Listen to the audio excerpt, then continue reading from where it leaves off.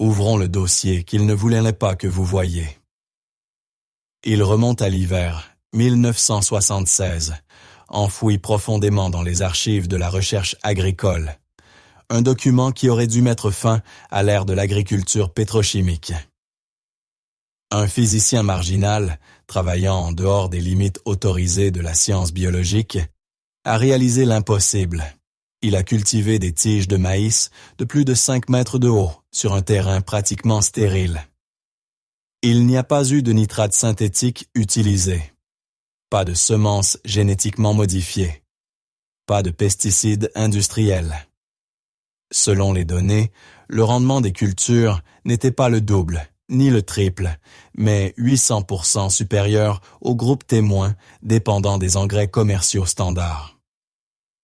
Ce n'était pas un miracle de jardinage, c'était une menace pour l'ordre économique mondial.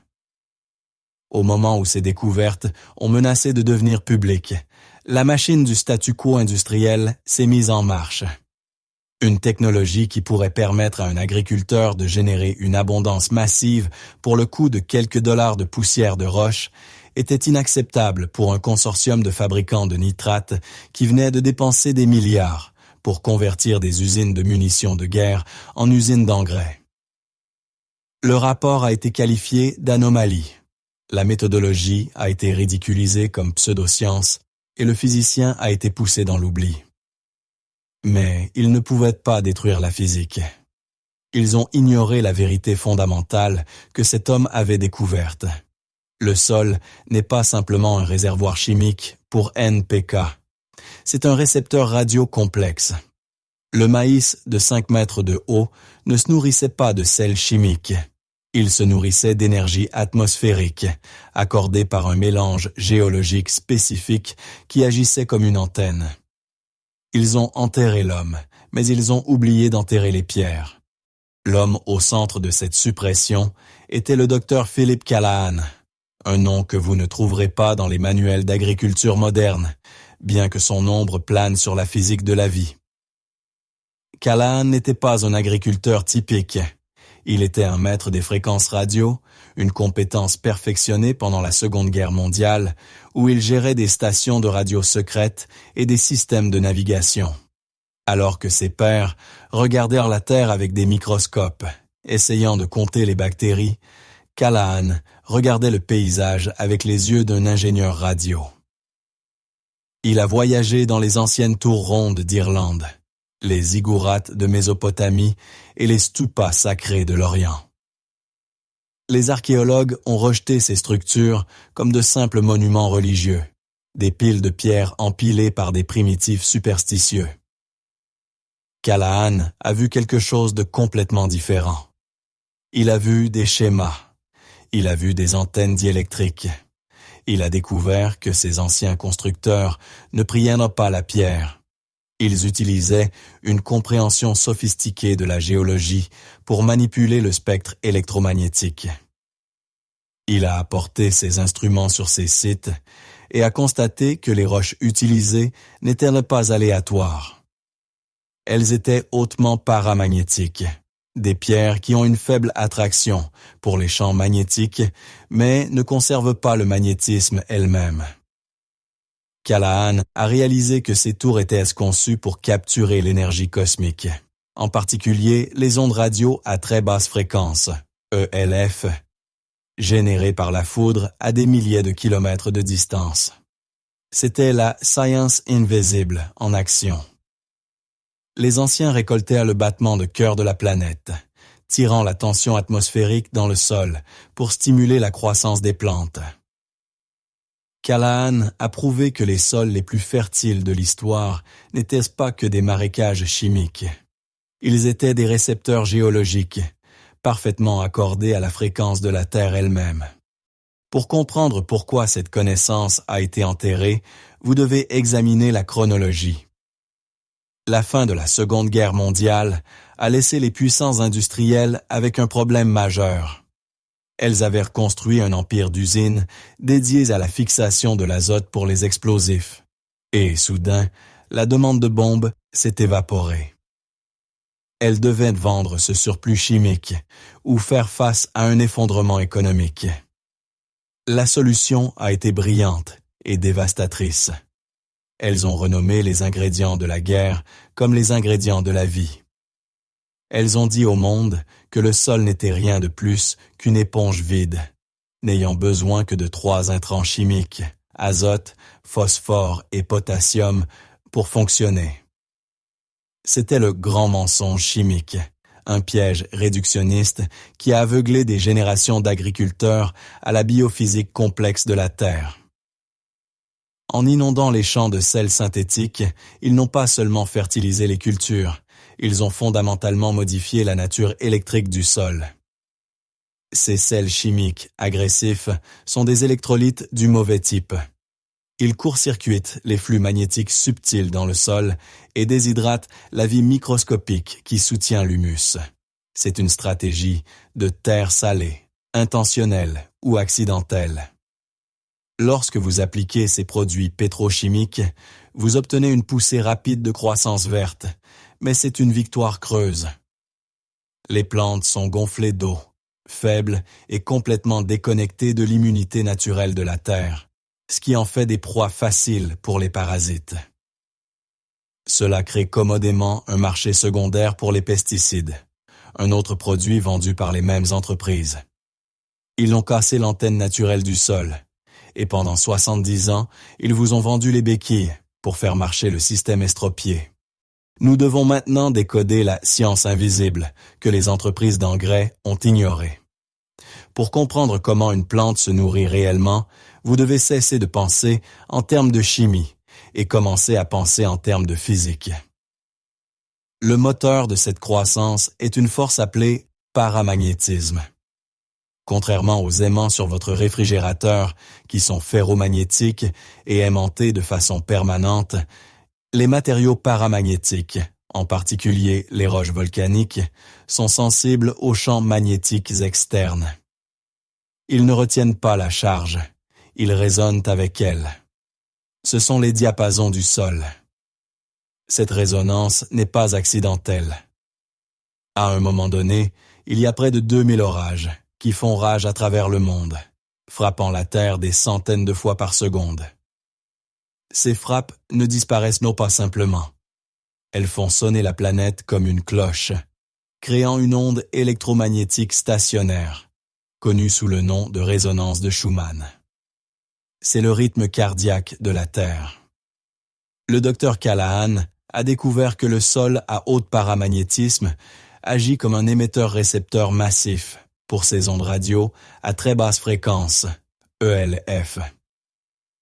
Lorsque cette énergie atmosphérique frappe la roche volcanique dans le sol, elle n'est pas perdue.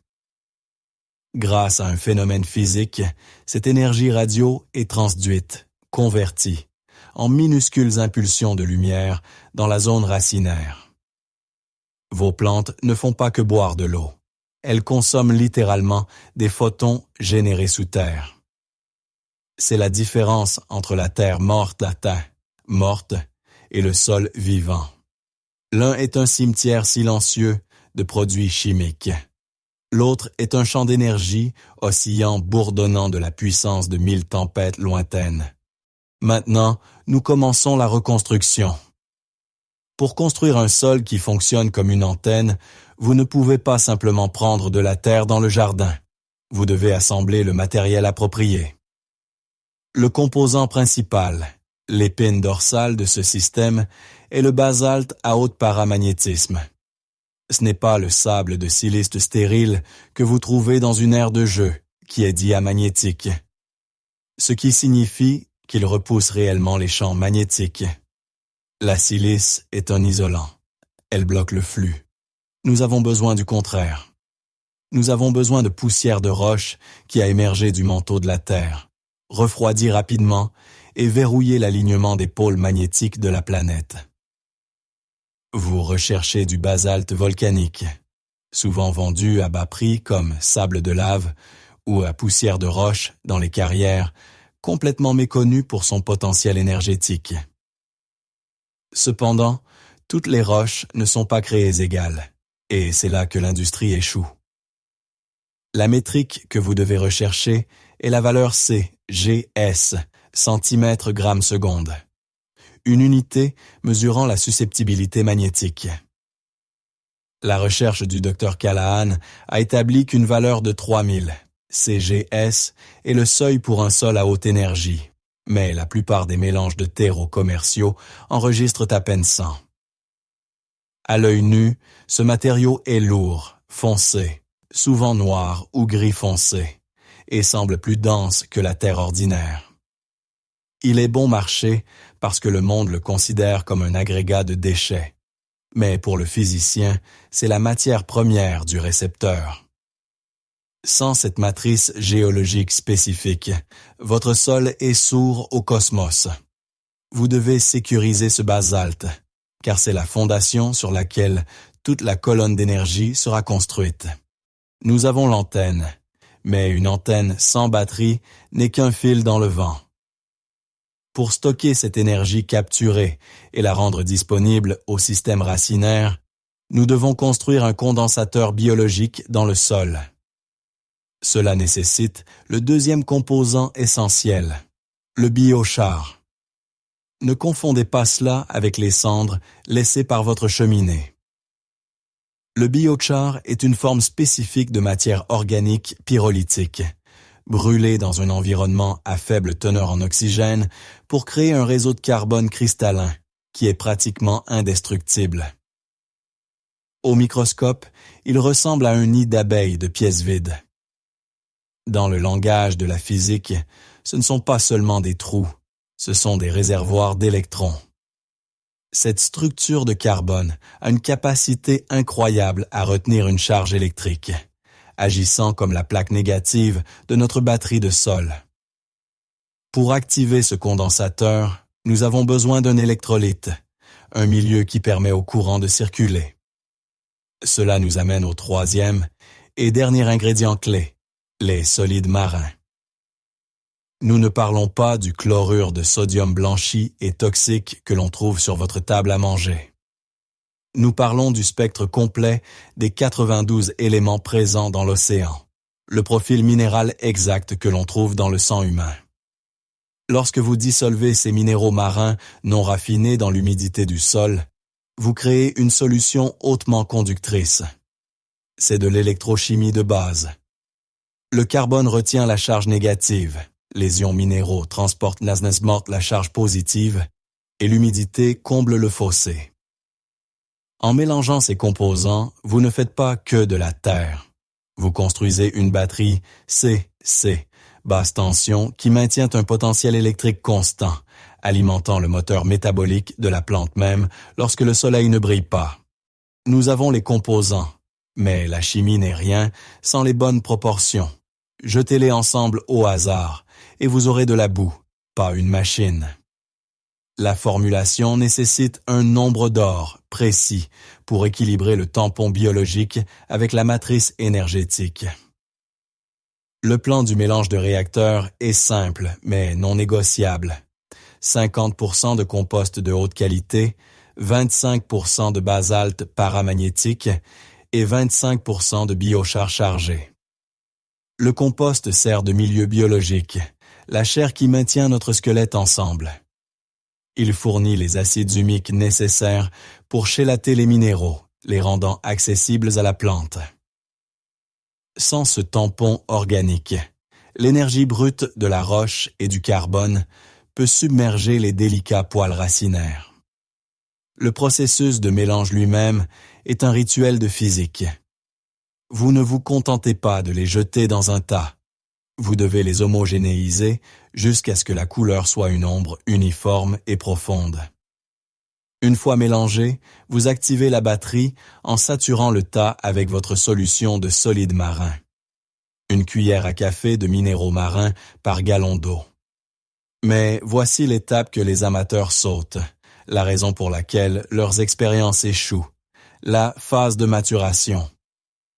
Vous ne pouvez pas planter immédiatement dans ce mélange.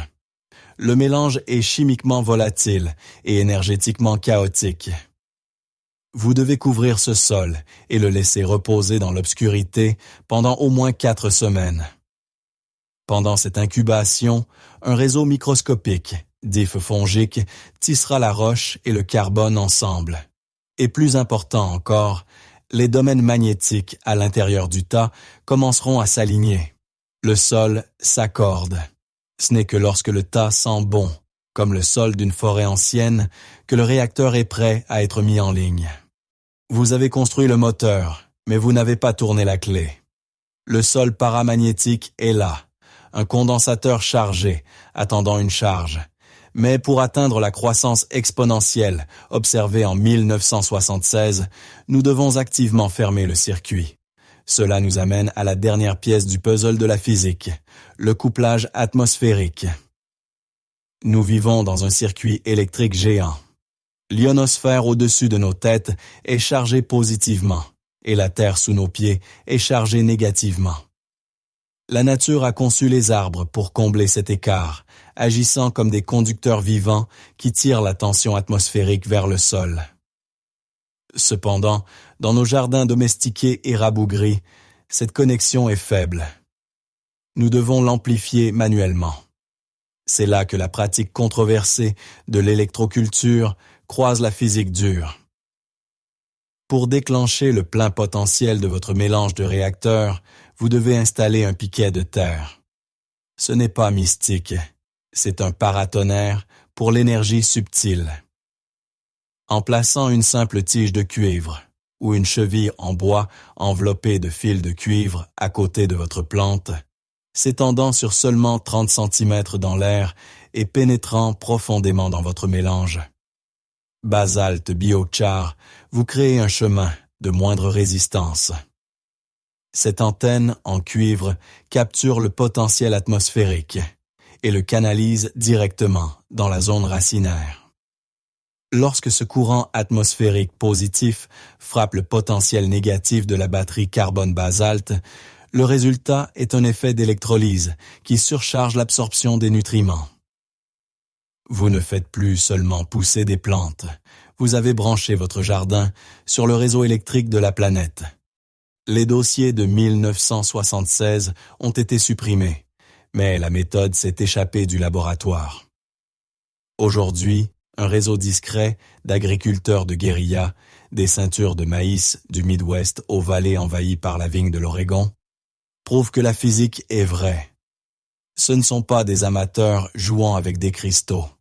Ce sont des cultivateurs sérieux qui ont abandonné l'alimentation chimique au goutte à goutte au profit de la méthode Callahan. Ils opèrent sous le radar, évitant l'examen minutieux des agents de vulgarisation agricole, qui sont formés pour faire appliquer la doctrine NPK. Mais leurs résultats deviennent impossibles à ignorer. Ils sont les validateurs modernes de la science interdite. Les preuves qu'ils sortent du sol sont viscérales. Lorsque vous déterrez une plante cultivée dans ce mélange de réacteurs paramagnétiques, la différence est choquante. Les systèmes racinaires ne sont pas les fils bruns et grêles que vous voyez dans l'agriculture conventionnelle. Ils sont massifs, blancs et denses, ressemblant à des câbles à fibres optiques qui ont fusionné avec la terre.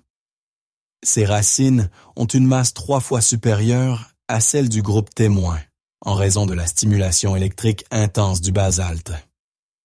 Au-dessus du sol, les tiges sont si fibreuses et résistantes qu'elles ne peuvent pas être cassées à la main, ce qui témoigne de l'absorption de silicium que les engrais chimiques inhibent. Mais la preuve la plus accablante contre le modèle industriel est les niveaux de Brix, la mesure de la densité de sucre et de minéraux dans la sève. Ces plantes enregistrent des niveaux de sucre si élevés que les insectes qui n'ont pas les enzymes hépatiques pour digérer les sucres complexes les évitent instinctivement. Les plantes ont développé un champ de force de santé qui rend les pesticides obsolètes. Et lorsque les premières gelées arrivent, ces cultures se dressent fièrement, tandis que les voisins chimiques se flétrissent, gardés au chaud par la chaleur métabolique d'un sol qui est littéralement vivant d'énergie. Nous sommes arrivés à la fin du dossier.